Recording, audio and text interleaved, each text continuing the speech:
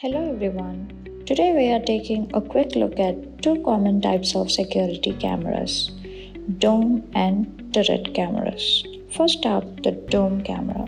So this is a dome camera. These cameras are named for their dome-shaped housing. They are popular because of their discreet design, making them blend well with their surroundings. The dome shape also offers a 360-degree view, which helps cover a wider area without being too noticeable. Dome cameras are perfect for indoor use or covered outdoor areas. The design helps prevent tampering and vandalism.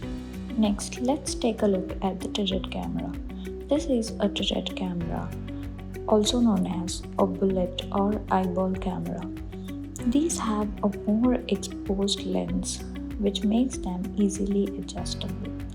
They are designed for longer range surveillance and can be tilted to focus on specific areas. Turret cameras are great for outdoor use, especially in areas where you need clear, long distance views.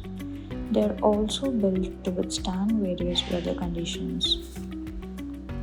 So, whether you need the discrete coverage of a dome camera or the adjustable long-range surveillance of a turret camera, there's a solution for your security needs.